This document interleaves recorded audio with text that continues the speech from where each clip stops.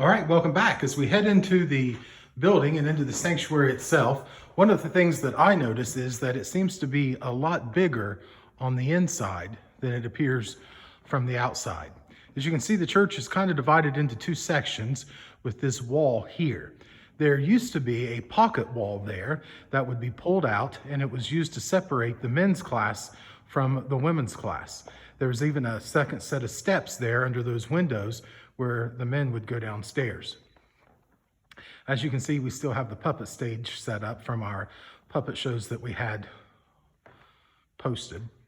All right, here is the stage area. The church was remodeled in the 60s, and there originally was just a simple pulpit in the middle, and the pews were solid wooden pews that were all curved, and they sat in a circle and fanned out. When we put new carpet in 2013, well, actually 2014, we pulled the carpet up and could see the outline of the original format.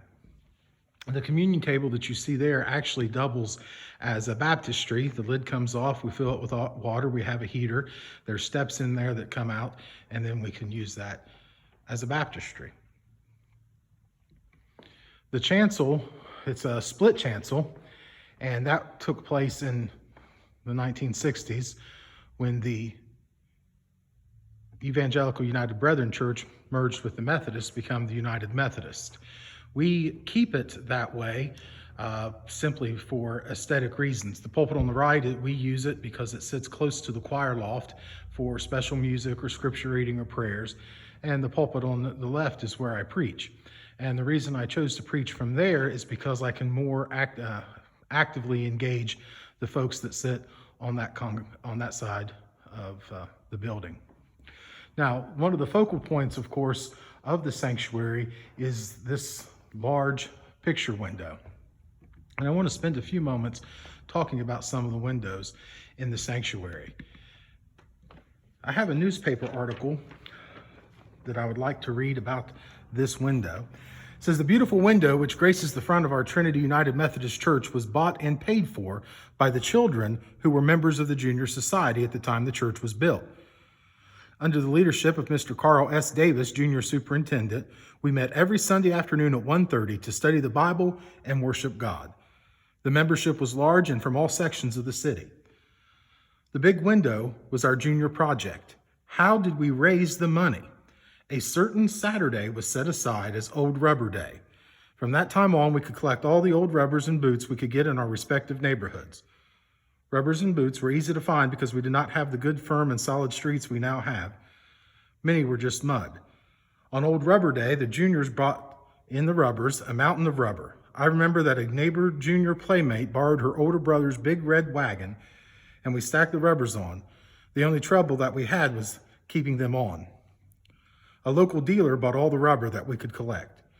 Oh yes, you wonder how much the window cost? Just $100 at that time. The beautiful picture of Jesus and the Lamb. How do I know? Because I was one of the juniors. $100 window that's probably at least 10 feet wide and 15 to 20 feet tall. Now, I'd like to go around and look at some of the other windows in the sanctuary as well.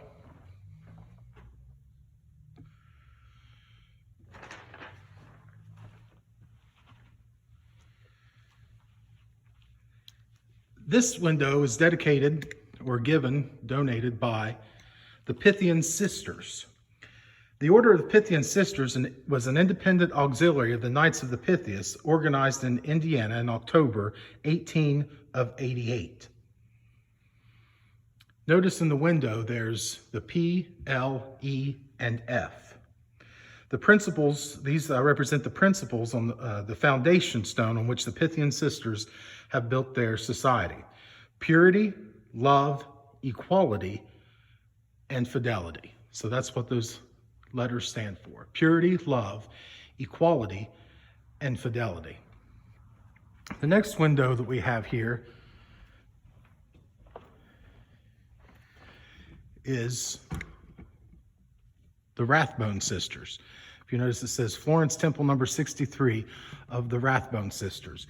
The Rathbone Sisters were just simply another name for the auxiliary of the Pythian Sisters. So it was the same fraternal organization. You can see a beautiful Holy Bible open there.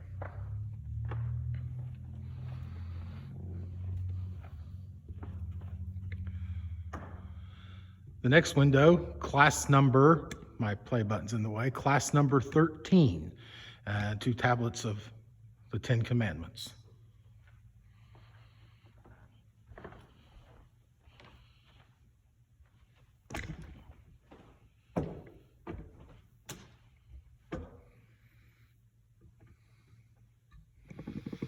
Now, this window says the Iota tribe, number 106. Now, the Iota tribe is a part of the Improved Order of the Red Men Society, and their female auxiliary branch is the degree of Pocahontas. It says the name of the degree of Pocahontas is taken from the celebrated character in the Native American history, Pocahontas, whose brief life presents a touching and beautiful picture of grace, beauty, and virtue, as well as constant friendship to the Palefaces. The degree of Pocahontas patterns itself after the virtues of this Native American princess, those virtues of teaching kindness, love, charity, and loyalty to one's nation. The degree of Pocahontas is the women's auxiliary of the Improved Order of Red Men.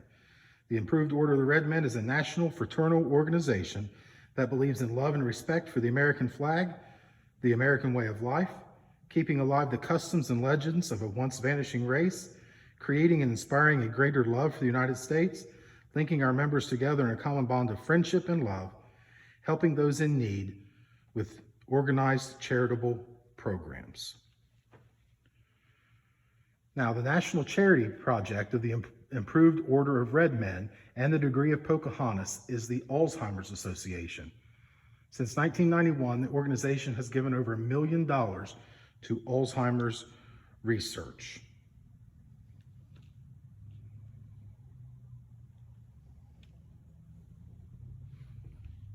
All right, so we'll move on.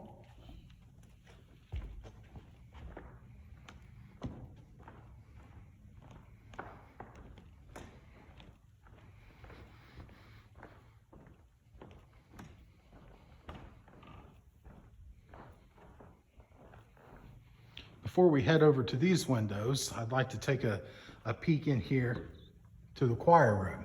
This is the choir room, and it's also used by the adult Sunday school class. We have 3 adult Sunday school classes. One of them meets in here. Focus, if you would, on this picture here. It's a pretty big picture if you can't tell. This was painted by Geneva Braley in 1949 and has hung in the building ever since then.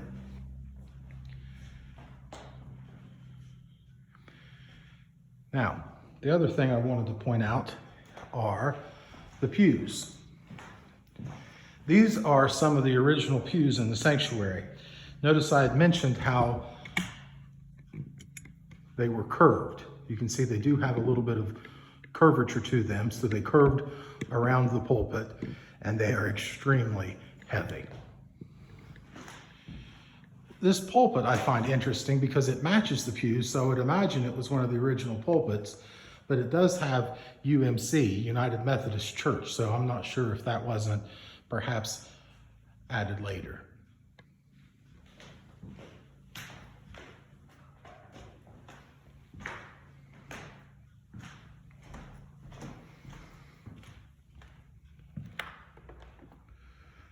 All right, as we go back out into the sanctuary, we come to this window. This is the Manola Council number 20, the degree of Pocahontas, and again, that would be the female auxiliary of the Red Men Society that we talked about earlier.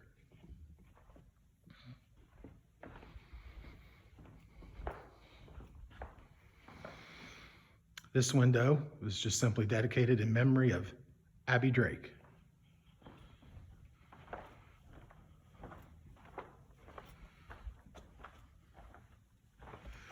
And I have a hard time seeing this one straight on.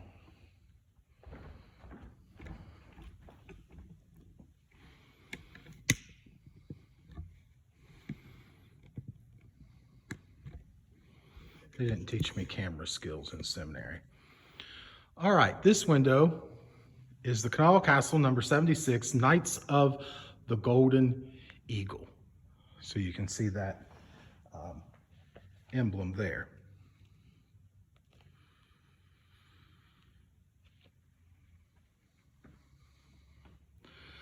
The Knights of the Golden Eagle were another fraternal organization founded in Baltimore in 1872. Local lodges were called castles, statewide structures were called grand castles, and the overall group Supreme Castle. In the early 1920s, the Knights were headquartered in Philadelphia. The last headquarters of the group was in Pennsylvania. There was a female auxiliary called Ladies of the Golden Eagle. Membership was open to Christian white men over 18 who were of good moral character, sound mental and physical health, able to write and support himself, and were law-abiding citizens.